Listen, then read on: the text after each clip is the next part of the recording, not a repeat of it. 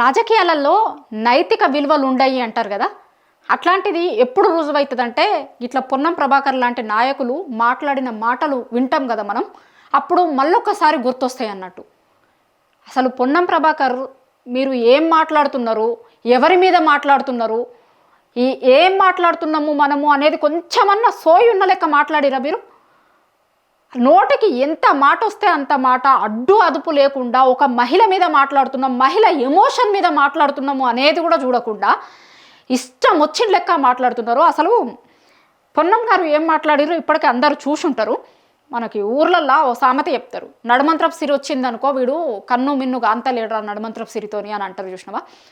ఇవాళ ప్రతి ఒక్కరూ పొన్నం ప్రభాకర్ గారికి మంత్రి పదవి వచ్చిన తర్వాత ఆయన మాట్లాడుతున్న మాటల్ని చూసినా ప్రతి ఒక్కరు తెలంగాణలో ఉన్న ప్రతి బిడ్డ ఇదే మాట మాట్లాడుకుంటున్నారు.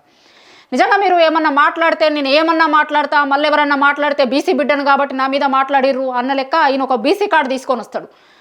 మరి ఒక మహిళ మీద మాట్లాడుతున్నప్పుడు ఏది పడితే అది మాట్లాడవచ్చు, నేను ఏదన్నా మాట్లాడి మళ్ళీ ఒకవేళ వాళ్ళు ఏమన్నా అంటే నేను బీసీ బిడ్డను కాబట్టి నా మీద ఇట్లా అన్నారు అన్న లెక్క సమర్థించుకుంటాము అంటే నడవవు.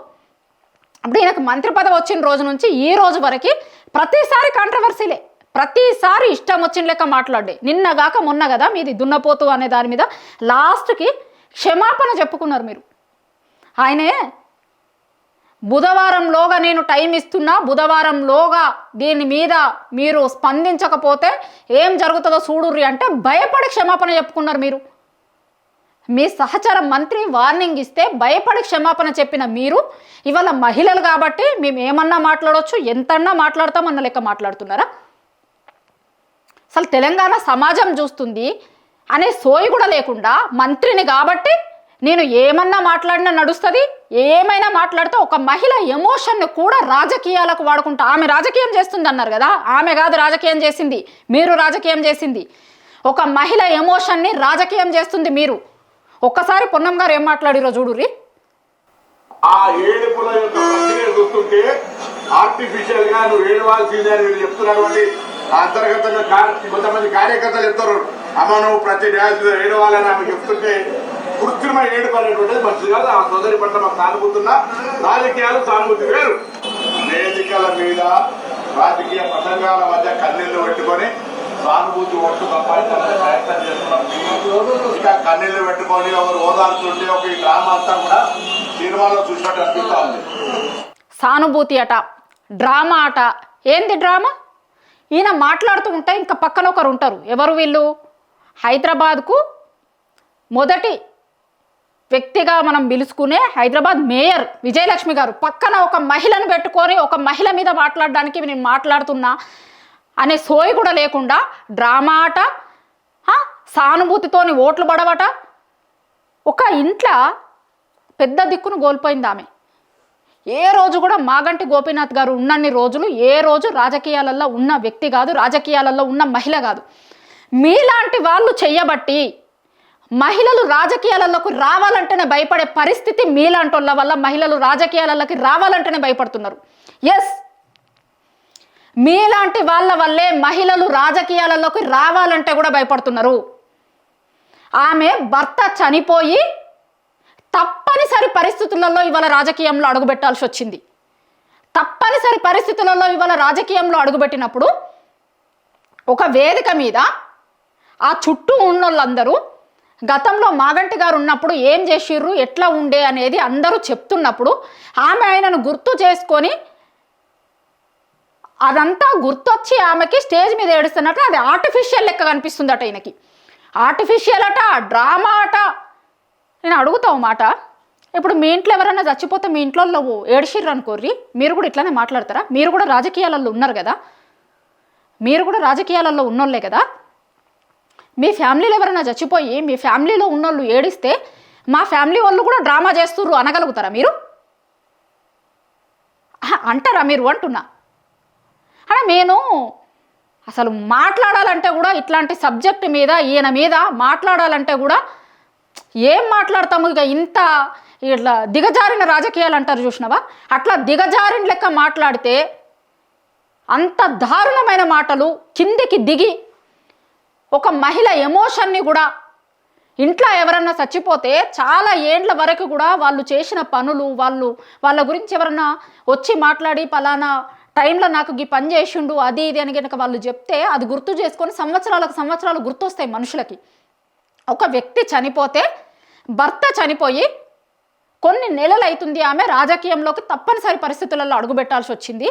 ఆమె వాటిని గుర్తు చేసుకొని ఏడిస్తే అది డ్రామా లెక్క కనిపిస్తుందా మీకు? తండ్రిని కోల్పోయిన ఒక 2 ఆడపిల్లలు మా తండ్రి ఆశయాల కోసం మా అమ్మను గెలిపించుర్రి అని రోడ్ల మీద పడి తిరుగుతూ ఉంటే వాళ్ళు చేస్తుంది రాజకీయం లెక్క కనిపిస్తుంది మీకు? 3 పిల్లల్ని పెట్టుకొని ఆమె నా భర్త ఆశయాలను ముందుకు తీసుకొని పోతా, నాకు ఓటెయ్యండి అని అడిగితే అది రాజకీయం లెక్క కనిపిస్తుందా మీకు? మీరు చేస్తుంది ఏంది? ఇప్పుడు మీ పార్టీ అభ్యర్థి ఉన్నాడు కదా, ఆయన ఏం మాట్లాడతాడు? ఇప్పుడు నా అదృష్టం కొద్దీ చచ్చిపోయింది ఆయన అన్న లెక్క మాట్లాడతాడు.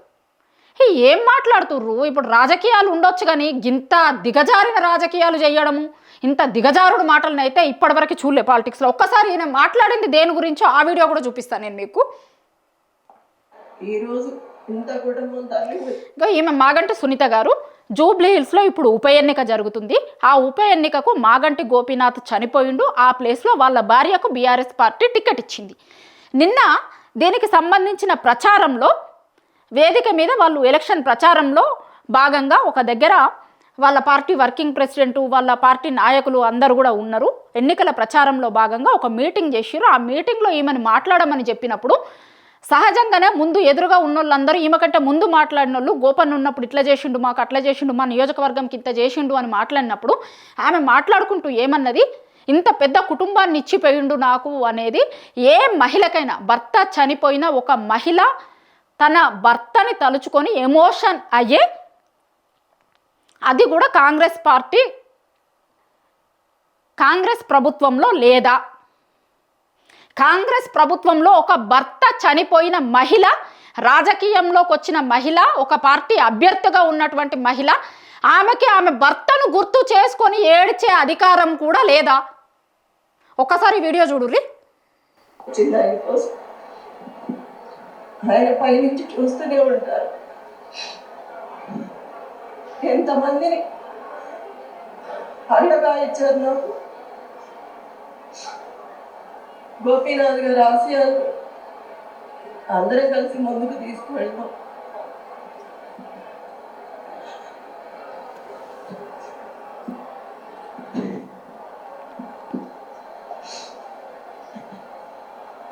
ఎంతమంది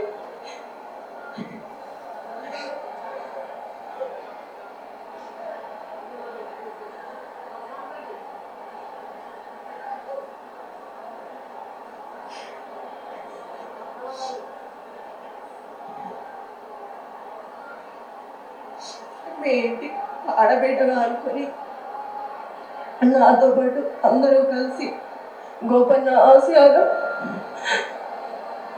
నెరవేర్చాలి. గోపన్న మీ సమస్యను తన సమస్యగా అనుకునేవాడు. ఇగో ఈమె కొడుకు, బిడ్డ, వీళ్ళ మీద కూడా ఇగో ఈ ఆడపిల్లల మీద కూడా కేసులు పెట్టిర్రు. ఇవాళ ఈ ఆడపిల్లల మీద కూడా కేసులు పెట్టిర్రు. ఈమె వాళ్ళ భర్తను తలుచుకొని ఏడిస్తేనట వీళ్ళకి డ్రామాలు లెక్క కనిపిస్తున్నాయట.